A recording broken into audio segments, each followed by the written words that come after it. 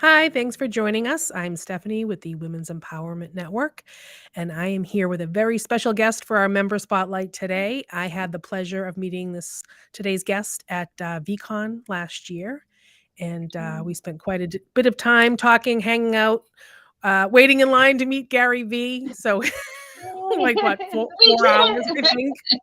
So we bonded. We spent a lot of time together in that line. But it was worth it. We really got to know each other in a really short period of time. So anyway, welcome, Kim. Thank And you for so having for me. those of you, oh, you're welcome. I'm excited. I'm excited for this. Kim is incredibly talented, and she's going to get all weird now. I know because I'm saying this, but she is incredibly talented. I mean, we had this conversation like I said, VCon, and she was showing me some of her work, and I was absolutely blown away. Really, so we're going to have a chance to be able to see some of her work. But Kim is an artist in a number of different mediums.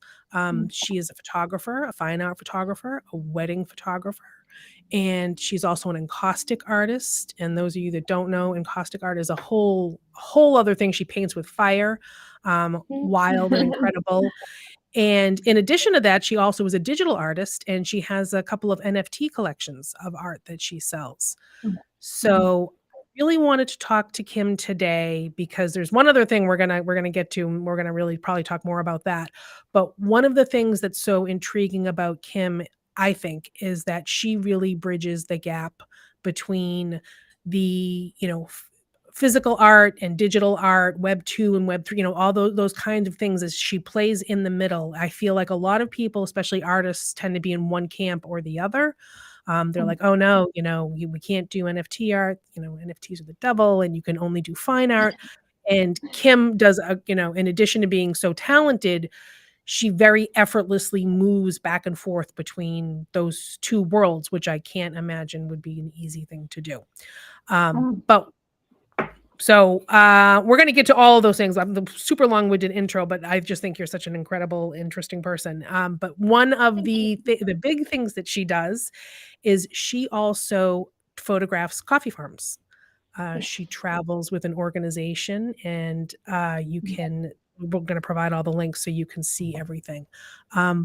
But so let's start with that, because that is something I think people are going to be, super interested in hearing about your coffee travels. So give us some background, how you got started Sure. in that, and Yes. what that looks like.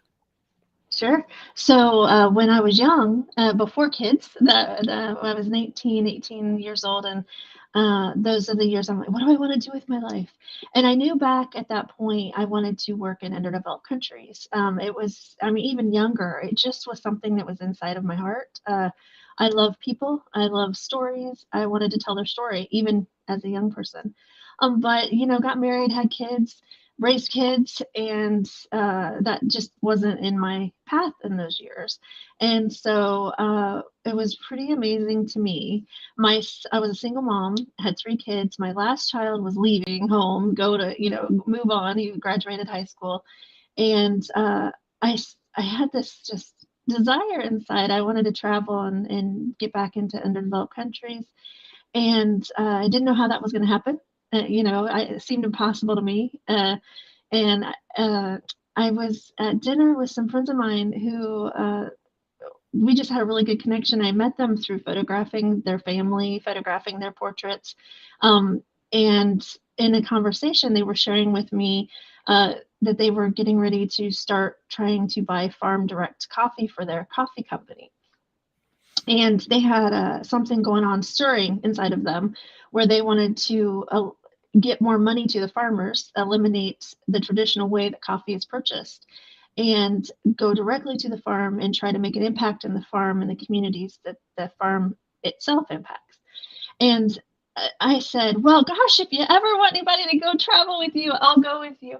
And I said, you don't have to pay me. I'll just go. I'll just go. Take care of my transportation. I don't care. I'll just go. And because they were starting this up, they didn't have the means to pay, but they said, we'll take care of your travel. If you want to try this, we'll let's go on one trip and see how it goes. We'll see if you're cut out for this, because it's treacherous. Where we travel is level 3. Do not go. So when we register when we leave the country here in the United States, all these warnings are sent from the government. We're not going to help you. You're in a dangerous territory. The visions that come to mind is many things from kidnappings. Are we going to be kidnapped this trip, or what's going to happen? Are we, a lot of places we travel, we're hiking in, I mean, it's the mountains like this, so we're hiking and it's muddy and it's watery and it's jungle, and you take one step and you slide back mini on your bum. So Oh my God. there's been times when we're walking on ledges that you slip and you're 5,000 feet. So Mhm. there's a lot of physical demand to the trip. The travel to get to the trip, we're usually in single prop planes from one city to the mountains, and a treacherous drive, and then you're in there. So there's a lot that takes place that is quite dangerous. So we don't have electricity normally, no hot water. Food is we that's a challenge. We eat the food that is given to us because a lot of people are offering us their food, which is I mean, they don't have food, so they're trying to pull together food in the village and the farms, and they're offering us food, so you eat it. We get sick quite a bit, so it's just there's a lot of things that are just like difficult. So they said, let's go on one trip, see if you like it, and then we'll revisit this. My first trip was to Nicaragua. At that time, and it's gotten much worse. I've been there 3 times now. Nicaragua is under a lot of political issues right now. Their leader and different elements of that poverty is extreme. They Since COVID, they had so many bad things happen politically, where they're now they're just fighting for survival every day. So they're even stealing from each other, fighting amongst themselves in the city. It's just really rough. And but I fell in love with it. I loved it. I loved it. I loved the farm. I loved everything we did. It was not easy. There were days that you're hiking 12 hours in the mountains, and I'm I'm not in the best shape, so I'm like deep breathe. I can't breathe. I'm like last in line, and there's always a farmer wanting to carry my bag. But I want to do this, right? So it's been great. Since then, I have been so fortunate that I love the people first and foremost wherever we go. I'm just a connector, and by nature, I want. It took me a long time to figure out why do I love this, and I was trying to find my why. I want people to. I want their story. I want them to be seen. I want them to be heard. So, and that's where my photography comes into play. But I also beyond that, it's just I love the heart of the people. I love the people themselves, and I never feel like I have enough time with the people. I want more time. But the company doing this, they are going back and they're building relationships. So I've been fortunate enough to be able to go back to the farms. We've been to Zambia, Ethiopia, Kenya, Nicaragua, Honduras, Guatemala, and Mexico. And just even most of this was just in the last 6 months. So I was traveling very heavily this last 6 months. Um, it is, I should give you that website as well. It's called One Big Island in Space. And they're making a true difference in the lives of the farmers. And so I'm just excited to be a part of the project itself. Mm. And yeah, and then there's a link there on my website that says world travel, and it goes through lots of the different countries that we've been to, and it's just been. Thank you. I see your photography is astounding. Thank you, Jessica. So that's been truly a highlight of my career, for sure. I'm really thankful for this time I've had traveling and being a part of this.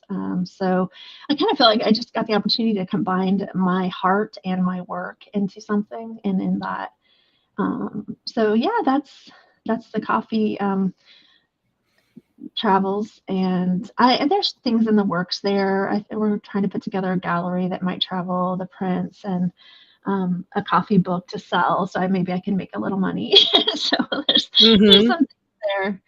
Um, and I'm trying to put myself out there with this portfolio and experience. Maybe some larger companies might find use for me that could pay so well. So that Beautiful is work. I'm just scrolling through these images here just to show everyone hey, some of your pieces, and we'll be thank sharing you. all the links, Sure. to her work so you can check out all of her work.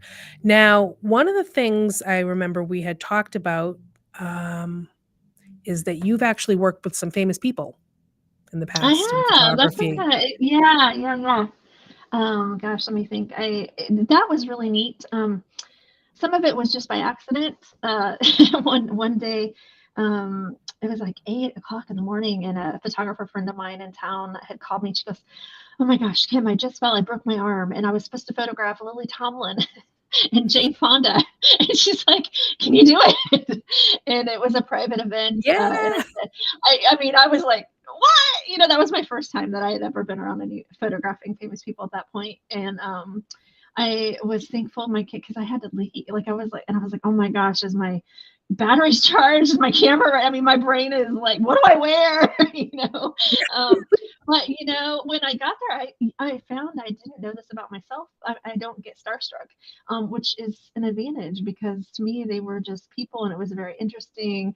It was interesting to be in the room. I was there, I think 3 hours, 4 hours. So I was real close, in the same small room with them and photographing them and did portraits with the people that were a part of the event, with them.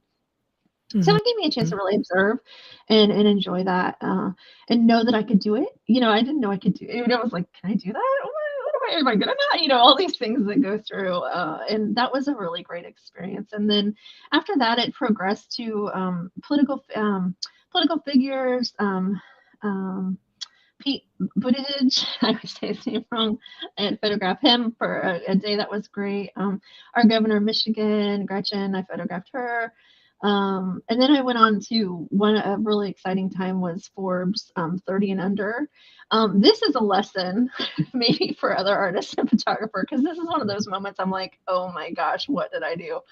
So the head of the one of the heads of Forbes magazine, I had actually met by photographing him in my town, and he had just been here on a vacation, and I was walking down the street, and he had his dog, and he was walking. He says, "Are you Kim Zahnow?" And I'm like, "What? Yes." And he says, "I've been following you on Instagram." And he said, "I really love your work. Would you photograph my mom and I? And we're getting ready to go on a trip."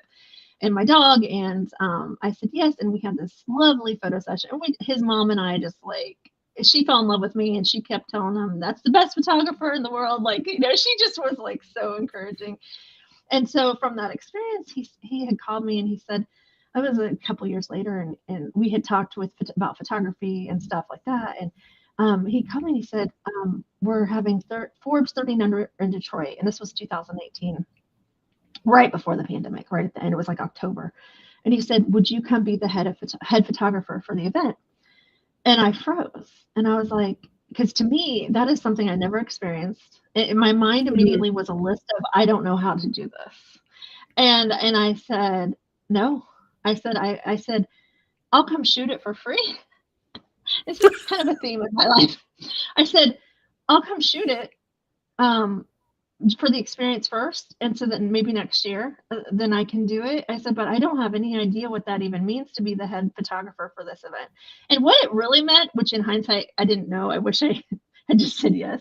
But it meant I would have photographed all the celebrities personally, their portraits Mhm. one-on-one, and a lot different. It would have been a different scenario, but I was also granted an incredible opportunity. What I did do, I had full access, and it was a phenomenal experience. It was 3 days.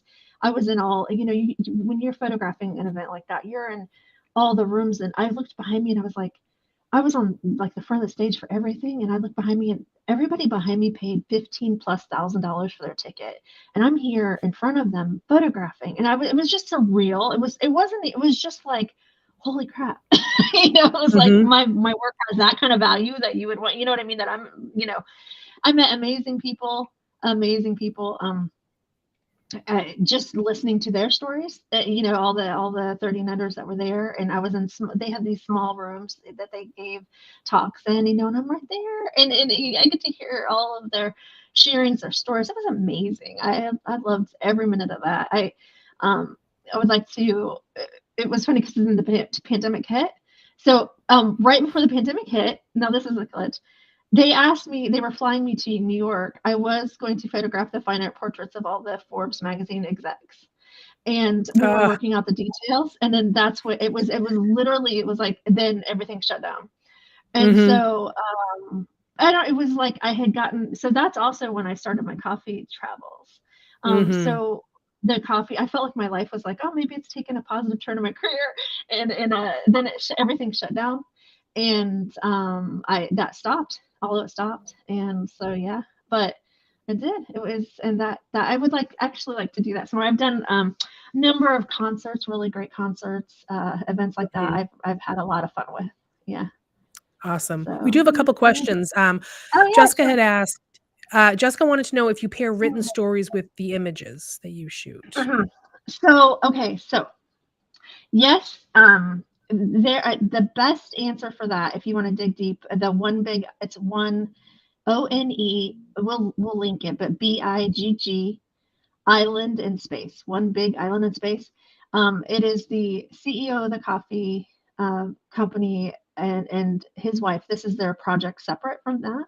And so she does a lot of the stories. I'm a guest blogger on there, so I do as well share my perspective and my stories.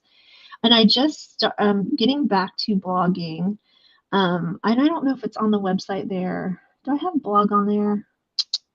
I'm just getting Um, back to it. I have a blog and we'll post yes. it called The Art Within. And I am incredibly inconsistent in when I post and blog, but I'm getting back to it because it actually is one of my loves, and that's one of the things for this year. I'd like Mhm. to give more in that area. Um, Mhm. but yes, more to come on that. Even the photo book that we're working on will have a lot more of the stories too. But the one big island of space is a great place to really get deep in the coffee and the stories there. So, we had a little technical glitch here, and we lost comments. But Oh, I think Julie, so. so I'm gonna repost these links for One Big Island in Space as well as for your blog. But Mhm. I did get a chance to read Julie's question quickly, and it had to do with the fact so Julie lives in Bosnia and does some Oh, photography, and she was asking wow. about the logistics of getting permission to photograph. Her language Yeah. skills are not, Wow. she's not fluent in, Bosnian. Mhm. Is that what they want? So that was her question. That was the gist of her question. Unfortunately, I don't have the whole question I available think I'm seeing to me. Maybe it. you have it on your I end. do. I see it. I see it. Okay, I had to reload Oh, here, so I lost all the chat comments. um, oh, thanks for the damn you rock. That's cool. I see your comment. Okay, so there's a lot there, and I want to get it. So for me, um, I that was one thing that my first trip to Nicaragua. That was my first trip. I felt a very much a sense of reverence and honor to the people, even when I was in the actual coffee field and people are picking. I just automatically inside of me, I just feel like respect and honor. And so I was very uncomfortable. I did not want to pick up my camera and just point it at somebody and they don't know me. And what is she doing? I mean, like there's so many things going on there that I was just like, okay, how am I going to deal with this inside of me? The conflict of I don't want to take their picture without permission. I don't know how to speak the language. So fortunately, people around me did speak the language, and I would say, I kindly would say, may I take your photograph? Is it okay? Every single time in the coffee field, on the road, and there's a lot of work on my website that's just street photography. We were just walking through villages and things like that. Every single person I ask, may I take your photo? For the most part, people where we've traveled have been very excited for me to take their photo and responsive and oh yes, and especially the children. When I take their photo, I show them the back of my camera, and then that becomes a big party because the children come from all over that you did not even know were around you, and they want to have their picture taken and look at it. They've never seen those things most of the time. Um, so it becomes I don't know. I was told that after that first trip in Nicaragua, we had lots of sharing amongst the farm. We have a really good relationship with the farmers and their family and the producers. We call them producers, and we have a really good relationship. And they said because I asked, they said they had never had people actually ask. They just had other photographers in the past just come in and start taking photos, and they said Wow. that created such trust and rapport with me. And now, since I've been back 3 times, we have relationships. So that's a big deal there because most people don't go, number one. And for you to go 3 times, your family. Mhm. It's like you are family now. So that's really helped a lot. Just asking. And if I don't know how to ask, I'll ask somebody around me, can you ask them? And or how do I say that? And I flub it up. Man, I have been there enough. I should be able to be fluent in Spanish, and I'm not. I try. So it's Mhm. weak, it's weak. But I try so hard to find the words, and that goes a long way. I want to see. Yeah, I'm with you on the language. I just try hard, and I think that's been helpful to me, just having somebody around me that can. Um, Yeah, it's hard. Another thing I do that's different to maybe, and I don't know if you're living there and you have the ability to do this in Bosnia, but I make an effort to print the photographs of the people I take and get them back to the people. And that in Oh, itself wow. has been a big relationship builder because they don't have anything like that. I mean, most of the places where we are, people have minimal like dirt and they're sleeping on the dirt or a pallet or Mhm. they don't have things, right? Mhm. And so a photograph is a big deal to many of the people. Mm. So a lot of the moms, here's a photograph of you and your children, and there is their Oh, wow. So yeah, I didn't yeah. even So think that's about that. that was yeah. A lot of the kids So have just never, take that. most of them never seen themselves. Yeah, Yeah, I yeah, mean, I just yeah. should take There's it for granted, school photos that, you're gonna have pictures of your kids. It's gonna be a no-brainer. yeah. Wow. That's not a thing in a lot of the world, and I didn't know that Well, either. I yeah, mean, I mean. but there's major part of this world that's just not a thing. Mhm. And so their homes are one room, if that, and it's a shelter, and it's Mhm. survival, and it's not things. So to get a photograph is precious. So I love me, and I sat there when the first time I took photos back. The farm family had sat there, and she was looking through them, and you could just see that it was. I mean, they would pass them out to people, and you could just see that was like the most meaningful thing to me as a photographer because it had meaning that. So yeah, yeah. So I'm Well, curious, we hadn't hope I talked help about you. this, um, prior to, that we were gonna talk about this during the call, but since you spend a lot of time in villages, what is your take on community and villages Oh, in particular oh my that what they're gosh, yes. doing, right, that we're not doing? And because 'cause I've been reading and reading a lot about this lately. It's come to my attention on a number of different places across the internet where I've been doing a lot of reading about villages and community making and community building, and you've Mhm, been in it, right? Like, mhm, mhm, what's your take on that? yeah.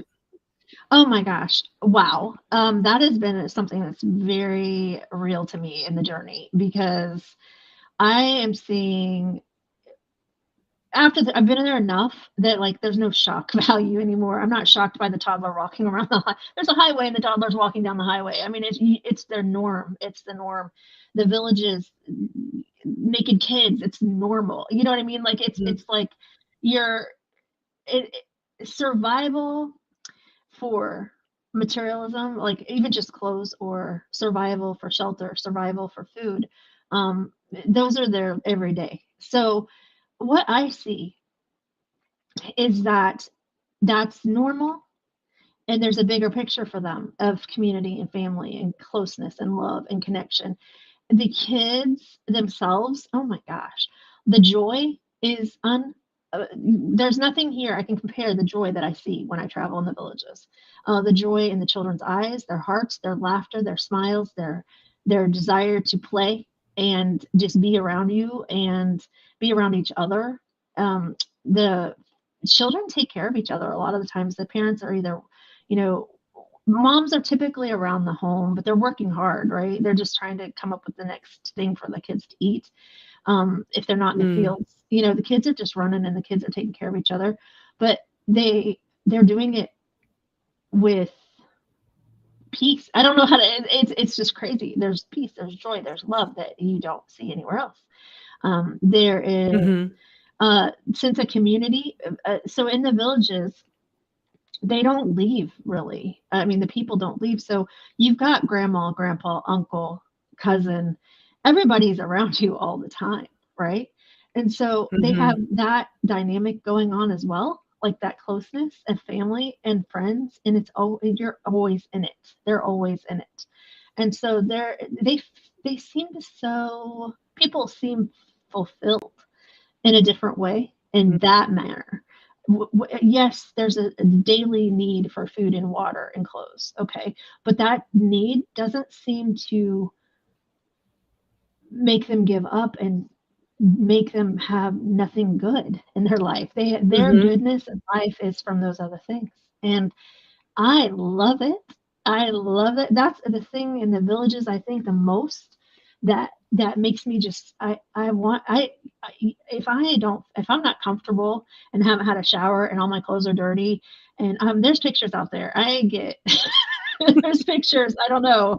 I am like we're all just stinky, sweaty, dirty, no clean clothes. I ate granola bar every day for 3 weeks. That was you get in that you don't have those things. But I would never, that is not what I think about. I think about all the connection and love and joy and happiness I experience. And that just makes all those like Mm. temporary discomforts for me, it's temporary. Everybody else is living in it. I get to go home. And there was a time in my travels where that felt uncomfortable as well, because like I'm in it and Oh, I love being there. And then I come home. I'm like, oh, now I got shelter and I got a hot shower and I got all the food I want. That feels pretty crappy too. But but yeah. but I do. I prefer if anyone ever asks, do I prefer here? I prefer to be in the villages, but it's because of the love, yeah, and the joy Mm. and the kids. It's That's so really cool interesting. to see the kids. The kids are playing like it reminds me of what may have been in the past for America, like way before technology and way before because they're so happy with sticks and they're in nature 24/7. So the kids are in the dirt Right. and they're playing and they're using their imaginations. Their imaginations are unbelievable, and they're happy. Mm. They're happy. They don't think they're missing anything. Yeah. So yeah, Wow. it's That's a lot incredible. of the world.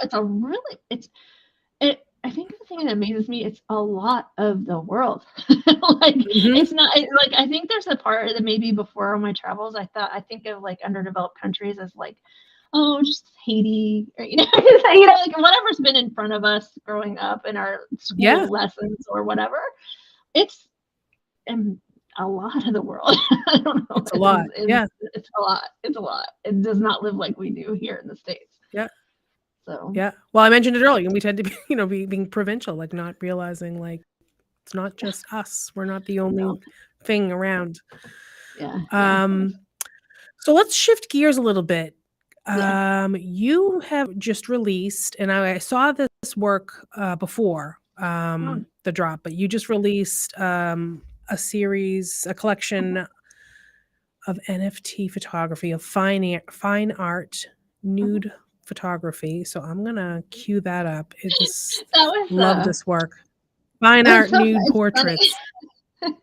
If you have the gamut of all my work, it's really funny because like I also another site I have is saugatuckphotographer.com because that's like my local Yep. like pay the bills like oh I'll do a wedding and family and whatever. Mhm. So you've got my world travel work and portfolio, and then you've got my portrait work, and you've got my weddings. And it's so funny to me because I'm like, where do the nudes fit? Because Right at the I think, oh, NFTs, because I'm actually, I know I'm quite confident in my work with nude in a fine art way. And I know they're beautiful, but I Mhm. hadn't quite found like, where do I I'm not the putting right those next to the family niche. pictures. So, but Yeah. yeah, Well, let's yeah, take a peek yeah, yeah. here. I love this work. Look at I was that. really excited because I have other NFT work on Ethereum that is really, I mean, I know it's good work, Wow. but it just never like has sold in the last year. And I was like, oh my gosh, what the heck? I know I'm out there and I'm like putting good work and I'm Mhm. speaking community and whatever. But as soon as I hit this on Tez, it was 2 days and like 7 sold, I think. And this I'll tell you, it was kind of fun how this whole I was so happy that the woman that I photographed, she's like, yeah, you can do NFTs of these, no problem. She was excited. Mhm. She's actually a friend of my sister's. They came to spend a weekend with me, and nothing was planned. Her two friends said, we should have you do nude photos of us. We've always wanted to have that done. We've never done that. Before we get old, we want to do. These girls are younger, and and Mhm. and I said, well, there. I will tell you how this happened. It's funny. That was on my dining room table. We put a covering over the table, and I put up a portable backdrop, and I used my projector, and I projected these. I just told her, I said, there's this thing I've always wanted to try. You want to try it? I don't know if it's gonna. I didn't even know. I was like, I don't know if I'm gonna make it work. Oh my I just god. let's just try it. We ordered Yep. pizza, had drinks, and had a blast. It was on my dining room That's table. incredible. And it was, but it was they had oh my gosh, we had so much fun.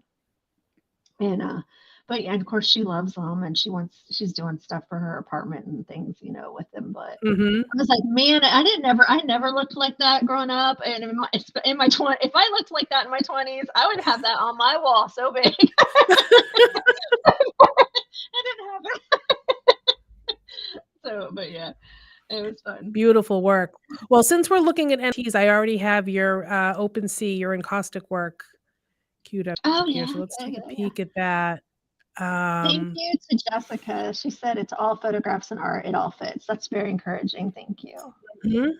And then I see a question I didn't touch on real quick. I can do this fast. Yeah, About go how ahead. do I'll I get people I'll to I'll be I'm just relax? gonna scroll through these. Yeah, someone asked how to get people to relax in front of the camera and not pose. Um, I I don't have some formula for that, it's me. Like, because I try to like, how do I actually do that? It's just my nature. But I think the way I do it is right. Like, okay, I had a photo session yesterday with a young girl, and she had never been photographed before. And my first thing I say to, oh my gosh, we're gonna have fun. Don't worry about a thing. I got you. I will help you. I can, and just spend time. And a lot of the things that I say, I try to find who that person is. If it's a portrait session, a lot of times I'll say, okay, so I'll get them in a pose and I'll be like, okay, every time the camera clicks and you see the flash, change and just have fun and don't worry about a thing. And Mhm. I might have 20 bad pictures, but I'm going to have one really good one of you just doing you. I coach like that a lot. And just really I just use my personality to try to make people feel like no worry and they're comfortable. Mhm. My travels and coffee farms, and all the travel work you see there, there's no posing. That is all candid. There's no posing. And on Mhm. most of all, especially the street photography, things like that, I get like a second. And I mean, like, snap, gotta go, snap, gotta go. A lot of the places we travel, we're not safe. And there's typically people. We don't have guards or security or anything, but there's usually the farmers near the producers around us, our team of people that go around us. But it is very fast wherever I am.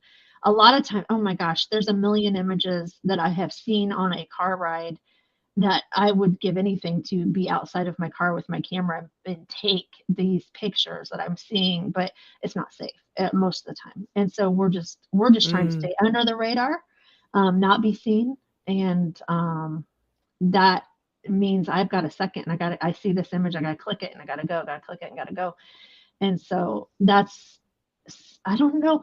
I feel like for me as a photographer, when I connect with the person, when I look in their eyes and I just connect. When I connect, they're going to connect, and it's Mhm. just how I am with people.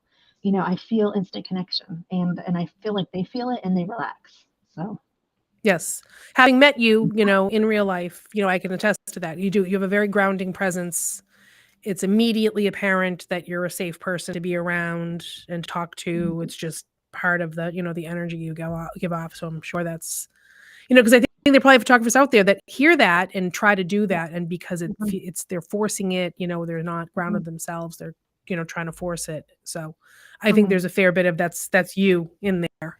That's why Yeah. people connect because you're Yeah. worth connecting to. Oh, thank you. Thank you. Good. Um, Jessica wants to know, do you worry about your safety, especially when you're carrying gear? Mm.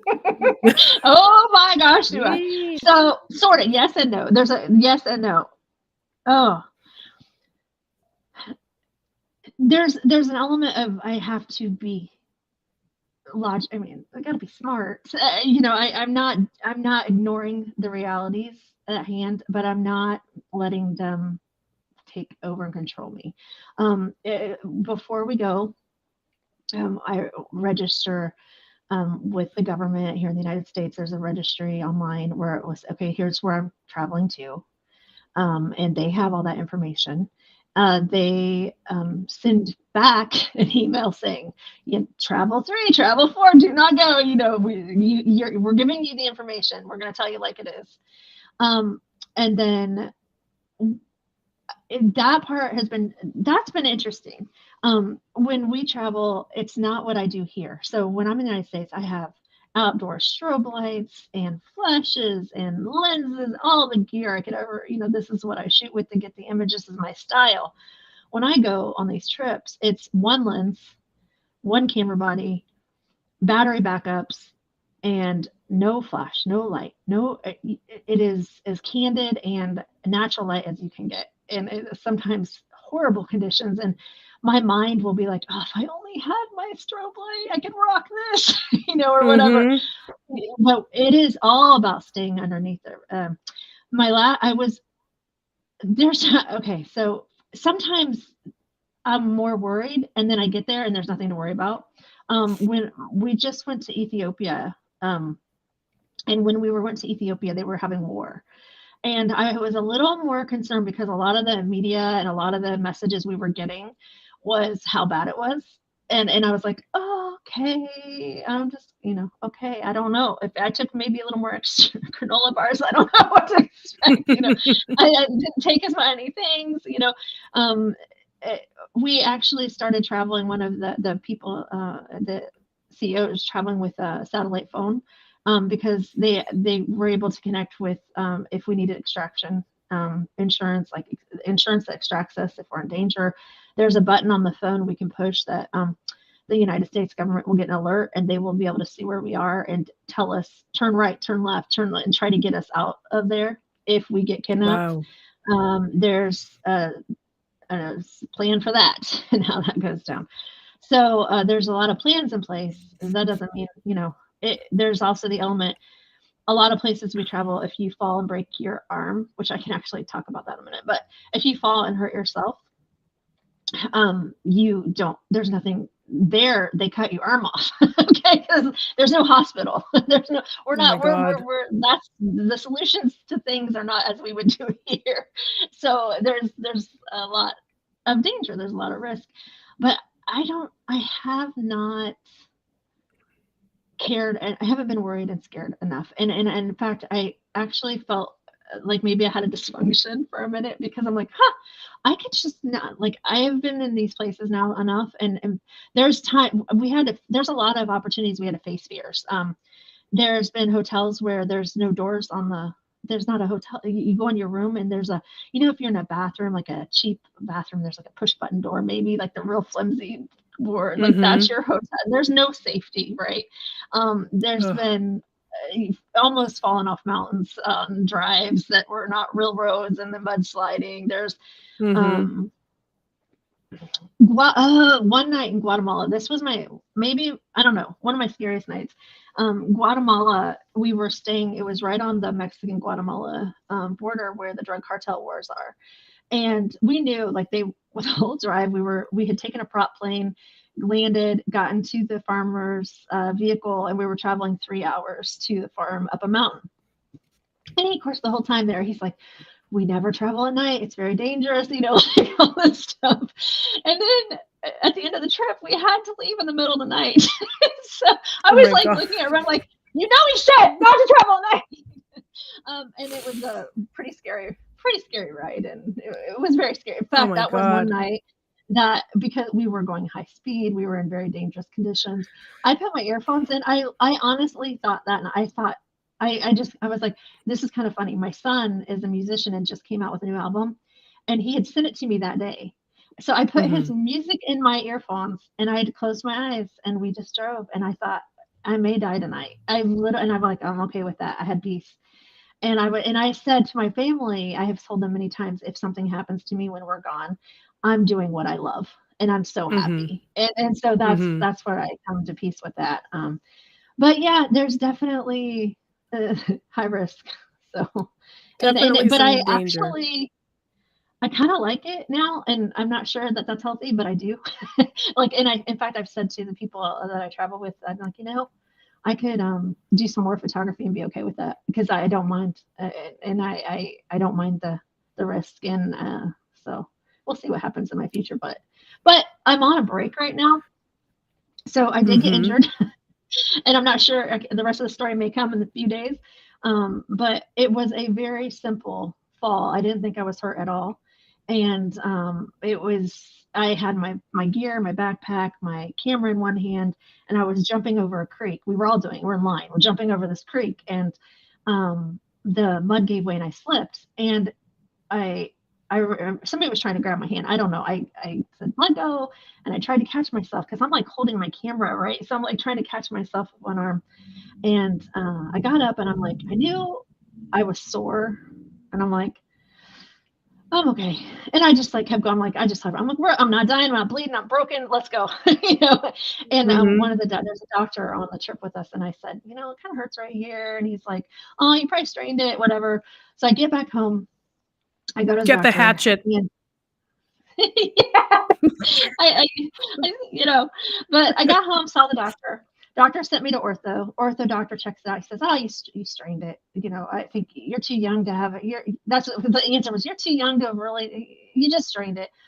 And they told me keep an eye on it. And so I'm 2 months out now. All this bruising appeared a month in after the injury, and I called the doctor and I'm like, I don't know, something's Mm. not right. I'm not feeling it. And they just did an MRI, and I got out of the MRI machine. Literally, the radiologist comes out and he peeks and goes, "How soon is your appointment?" I'm like, "With your doctor." I'm like, "You said that's it?" Oh And I boy. told him. I get to the car, and not a half hour later, my doctor's office called and he said, "We need you in right away." So I'll go in this week. I don't know what's to come. Maybe I'm on a break for a lot longer than I think. Oh But it really was man. nothing. Like it was not a big. It wasn't even anything that I said to anybody. It was Hmm. just the doctor that was with him. Like, hey, this is a little sore. What do you think? This is where it hurts. And he's like, oh. And I'm like, okay. I knew in the airplane, the turbulence made me feel sore. I'm like, I Mhm. probably really strained myself, but no, it wasn't anything where you're like, dang, I really hurt myself. But Wow. we'll see what happens. But that stuff, I Right. mean, I'll heal and go. It's not going to keep me from doing what I love. So, Yeah. but Yeah. yeah, yeah, yeah. Anyway, sorry, side trip there. No, that's great. That's great. Good story. So one of the things that I was curious about is if you wanted I was gonna show some pictures, the foundation collection and, Okay. if you the, presents, if you wanted to talk about Mhm. when you were filming in the canyon and you had to get the special permission and all that, if you wanna talk about that, and I can Yeah, show people the images yeah, from that trip, from that shoot. sure. So, if in fact, the NFT space is the first time I ever showed those images. And I just this last week listed them for sale on my website as a fine art print, like really high end Mhm. hemochrome prints. They're gorgeous. But the Antelope Canyon is in Page, Arizona. It's a tourist destination here. It's a truly a bucket list as a photographer place to go, and it had been on my bucket list for a long time. And I was near there, and I asked the people I was with. I was like, "Hey, this is my bucket list. I want to go there." I did a lot of research to find out what I needed to do. Can I photograph there? Can I sell those pictures? Which wasn't really my goal, but I just wanted to photograph there.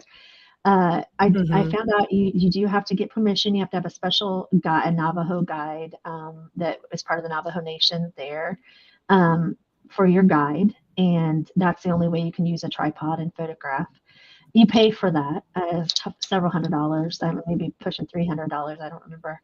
And it's nice because the guide teaches you as you go a lot of things about the canyon itself and the history. But when there's tour groups coming through, he has the power to stop them. And he'll say, "You guys stay there, over there. We're photographing here for a moment," and then he'll let you pass. Then he'll tell them when you're done. They let you, so you get like top like priority. Well, that was pretty Mhm. cool. It is a magical place as a photographer.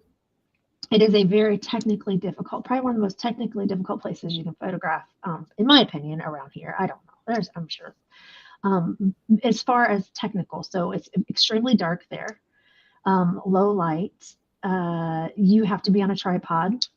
There is sand raining down on you the whole time you're in the canyon. I mean, literally, right? So your gear is just almost destroyed with sand and covered in dirt and sand.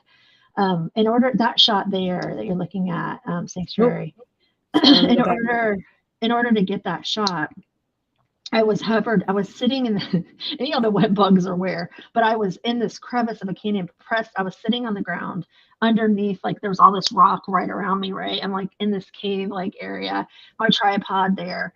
And the guide knew that the light beam was going to come and it only comes for 30 seconds ish, or not 30. I mean, it might be a minute. It was just a very brief, once a day, the light beam Wow. comes and then that's it. And so you either get the shot or you don't get the shot. I will give him high props because I don't know for sure I would have got this if he hadn't. I don't know if my brain would have commuted. He said, find a focal point on one of the rocks because that way you can stay sharp. And I thought, oh, brilliant. I mean, I should know this, right? But it was like, I was so in the moment and so in like, oh my gosh, surrounded by beauty.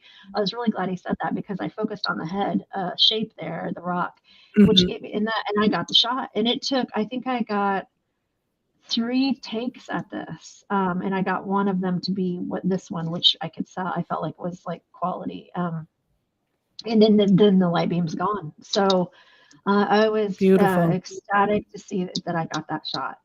Um, and it's just magic. I mean, that canyon, go there if you love just nature, art, whatever, because it's just never ending shapes and beauty. And I want to go back just because I loved it so much. So he told me Mm. a pro tip. He said go in January, and he said there's hardly any visitors and you can have so much more time. So yeah, I Wow. love those. So I'm just now trying, actually, golly, that was several years ago.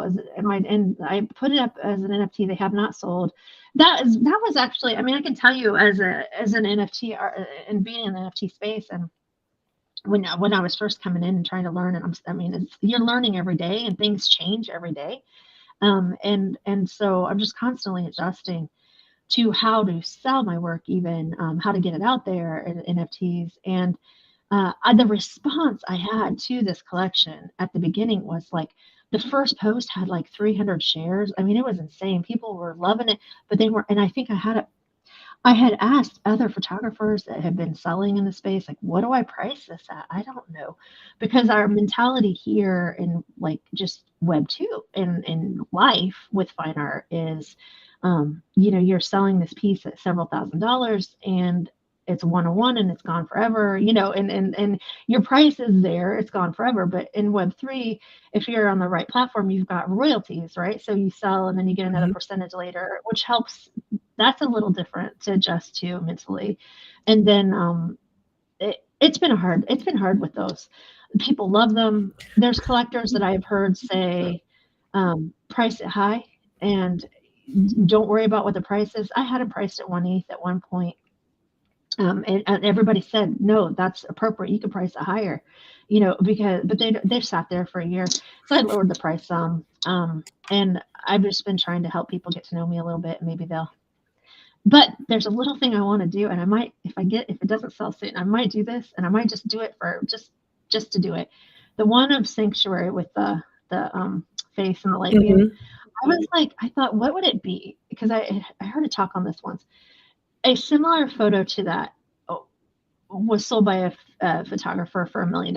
Okay, not that looks like this one, but it was a light beam in the canyon. It was okay. And I was like, he sold that, and it was just a print. He sold it for $1 million, right? And I was like, Wow. I'm a girl photographer, which I am sorry, but there's not a lot of. That's another thing when there's like successful. I'm sorry, but I find that a lot where women photographers in nature like this, we're not getting. I don't know. It's just it's a little different fight, right? And I thought, why can't I list that for? Why couldn't I? Why can't that be my $1 million photo? And it just if it never sold, so be it. But it's just one that's because I am the person who gives everything away. I give my time away. And I'm like to for We me know. when someone says, You've given but the thing you've is, shared it's like it's not a healthy pattern, and I'm trying to break it. And I'm trying, and there's things there. I think there's deeper dives, right? Am I finding confidence? But let me tell you this. And there's a blog I'm writing, and I've been writing it for a while, and I titled it um, "Pain Nourishes Courage." And I think the root of, as an artist for myself, as a photographer and artist, is that the courage to put ourselves out there. For me, the courage for myself to put myself out there and put a price on something. It's Mm. hard to put a price on something that you love so much. Like, not because I don't want it to sell, because like I just want to do it. So you offer me to travel the world. Uh, okay, let's go. Okay, you Mhm. know what I mean? So it's not about like the price. I don't want price to ever keep me from an opportunity. I don't want price to keep someone else from experiencing my work or experiencing me as a photographer or artist. And that's where my hangup has been. So for the first time, I'll tell you, and the pain of not having the income that I need, etc. Um, I started putting myself out there. I called people connections I have. I called here are magazines that I know. Here's my work. What do you think? I have a friend who's in National Geographic. I called her and I said, hey, can you help me with National Geographic? I don't know why I'm not in there. Like, can you help me? What do I need Yeah, to do? I don't know either. Because, yeah, but I'm doing that step, and I'm hoping maybe let's see what happens in 2023 Mhm. because honestly, so many of my opportunities that I've had so far have just been people I know and Yeah. they just people I've met along the way and not about but I'm starting to realize it's like where's that why is that missing to go gosh I have something to offer and I should be paid and I should be paid nicely and not be suffering Yes. financially so yeah Yeah. so but that's Um, it's fun trying to figure all that out. But 2 questions. So one question came from Jessica, and I have a follow-up request if you could explain. So Jessica wanted to know what the difference is between an NFT and a digital print. And when you answer that question for her, can you also add in a little explanation about how the royalties system works with artists when absolutely, they're selling NFTs? absolutely. Because I know you know, I hear a lot from artists of like, NFTs are bad for artists and they're doing this thing and and whereas I don't believe that's the case and the Mhm, ability to build in the royalties I think is one of the biggest reasons why it's a good thing for artists. So can you answer both of mhm, those questions? absolutely. So, as far as royalties, uh, that's been I'm learning something changed, and so I'm like trying to figure that out too. But originally, when I first got into space, like OpenSea was the platform that we were all like oh, jumping on OpenSea to sell our art, right? And then Foundation and Super Rare, and it was like all these things were coming at us. And if you're a really good artist, you can go to Super Rare. We're just everybody's trying to figure it out. Where do I put my work? How do I open a wallet? How do I do this? And the sell was okay, so you're going to sell your work, and then every time somebody sells it the rest of your life, you're going to get a 10% royalty. So for whatever sale price. So the idea in NFTs was like that people are buying low, reselling, the collector was making money, see, and then somebody else was buying it, and then they're reselling and they're making money. So every time it would resell, we'll make money too. So and that's so different than the art world we live in. Yeah. So Mhm. so some things went down with OpenSea and the contract. I guess I don't know that I have all the information to be able to share it with great wisdom, but the gist is, the it's not there was something, I don't want to say hidden, but it kind of seems like that to me. It was hidden that that wasn't necessarily, they don't have to abide by that. So we don't, if we sold on OpenSea, we don't necessarily get 10% the rest of our lives. Okay. So Mhm. I don't know. And I got to research more. So please research that. I think there's something there.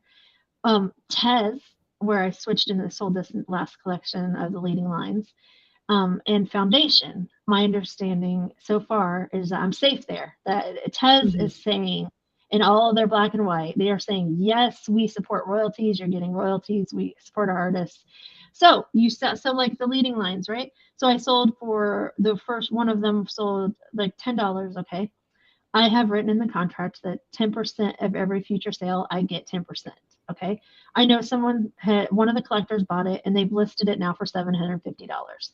If that sells, I get $75. See, so, and then if somebody, Mhm. some of them, and that's where some artists have really made some pretty serious money in the last year, because some of the projects like we've heard of, like the apes and like, you know, some of the bigger projects where people made millions, right? Right. I think it's not so much what's happening right now there. I don't, you know, but I just, as an artist, like the idea that I can put my art on this platform and maybe I get a residual income sometime. Who knows what's going to be in 20 years? It's, and Mhm. part of the blockchain is that it's permanent and it's there. So it's attracting to me.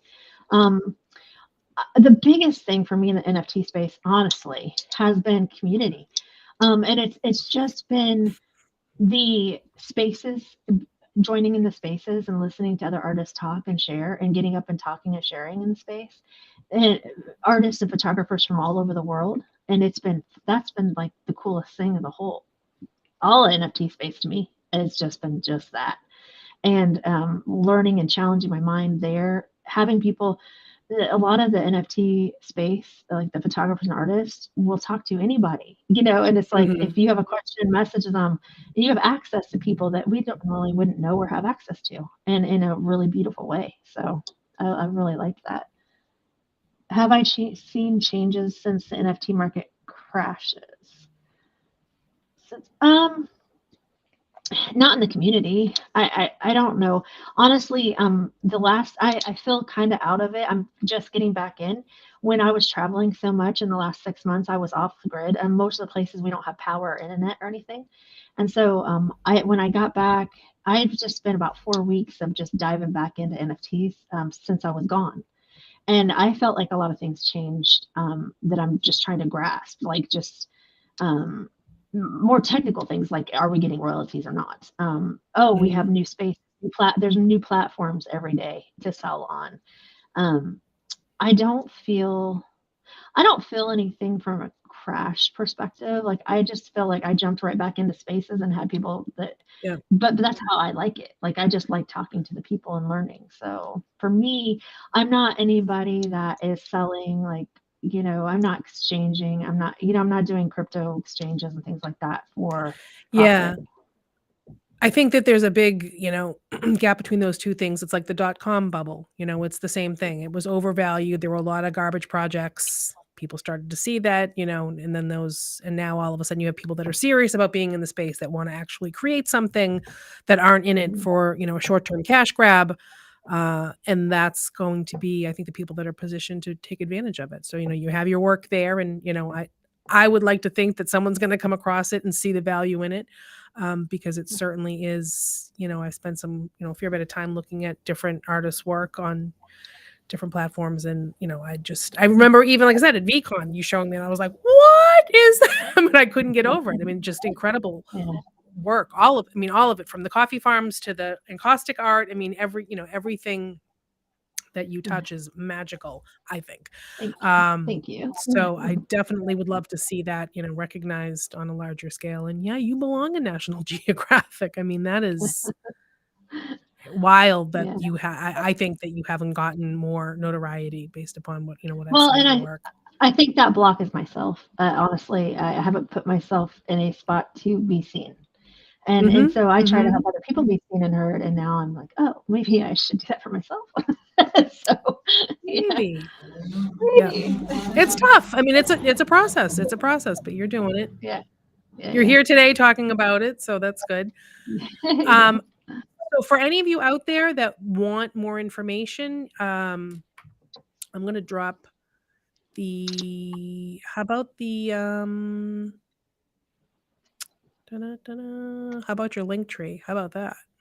I'm gonna There you put your go. link tree here in the comments, and that has all the links to all of Kim's things if you wanna find out more. And before we wrap up, I just have one, question that I like to ask people. Mhm, So I believe, like for you, this idea around, what I like to say that these goals that are sort of, calling them audacious, but like that mixture of terrified excitement. So here mm, you are in these, do not travel countries, taking mhm, photographs, all this, this really exciting work. And for a lot of people, that would be like a no-go, like, absolutely not. So what do you believe mhm, it is in you? Like, what is the driving force behind that willingness to pursue that kind of audacious goal, if you know? mm. I have asked myself that, frequently. Um, it's interesting because I think there's a part of our past that maybe fuels some things, and I think there was a part of my past where my life was just about persevering. So many times you persevere through the next pain, right? And you Mhm. persevere, and then you come up, okay, I did it, and then there's another one, and you persevere. So there's an element of strong perseverance that I feel, that persevering energy when I'm in those situations, when I'm like, it almost seems normal to me to have a challenge that's risky, and then, okay, talk myself, like, mentally prepare myself, and like, okay, and you go through it, and then you're in it. I think all in all, it's being so fully present in the moment, because Mm. a lot of times, okay, I'm home and I'm getting ready to go. There's no real reason to be worrying, like spending all that energy in that space. So I'm prepare the best I can what I have, and then go. And then really the worst thing that ever happened. It wasn't horrible. I got the last trip to Nicaragua was my third trip, and I thought, oh man, I felt a little more risk because it's a lot worse there now. And being third time in, I was like, man, I'm getting flagged because and they have a rule, no photography, no filming in the country right now. Oh, Oh. okay, so there was a lot against me going in. And I got flagged and I got pulled over and I got searched. And I thought, oh man, they're taking my stuff. They are taking my stuff. And you know what? They didn't, and I got through. And we were stopped a lot on that trip, but I mean, there was some grace there that I don't know. That was like divine. I got through, Mhm. and but it's just being present. And when I'm in, I think the joy and the Mm. love and the connection ultimately that I experience in those places just is so much bigger than the fear. And that's what drives me. It's like I just want to be in that. I want to be in that space. I want to be in the places where the stories are untold, and I want to tell those stories. And that drive is bigger. Wow. I And wanna be in the places where the stories are untold, and I wanna tell those stories. mhm, Let's write it down. yeah. We're gonna it's gonna go in your blog. I'm And there's writing it more down. blogging. Everybody follow my blog. There's more blogging to come. I have 5 drafts, 5 different blogs, getting really close to releasing. But I just every day, it's almost like my own journal. I keep going in and writing more. And but yeah, I'm gonna tell you this is what's a lesson I learned this year. So we were in that, community builders mastermind together briefly, and you, only stayed for a short time because you were traveling. But yeah. the lesson I'll give you, the secret to what I learned from that 3 months of work is that action creates clarity, even Woo! if I it's imp love that. Love that. and every time it has served me well because every time I'm like, "I don't know if it's not," just gotta do it. You have to Oh do it and put it out there. man, I need that like tattooed I where I can know, see it every I and it's so second. Like, simple. It's so it's so simple and simple. it's so but it's so accurate. It really is. So, Yeah, yeah. you know, the world is here. The world is waiting to receive what you have. You just gotta Oh, let it man, how fly beautiful free. is that? How beautiful Put is it that? out Yeah. there. Yeah. Yeah. I see you. I Thank see your you. stuff, and everybody else I needs to see see it you. too. I see you. That's funny. That's Well, funny. thank you so much for talking to us today. It's been really interesting. So hang here for a sec as I say goodbye because I want to talk to you. And thank you all for joining us. And again, if any of you want to check out Kim's work, I suggest you do that. She really is super talented. So get in now before you're not going to be able to afford her. All right. Take care, everyone. Have a great day.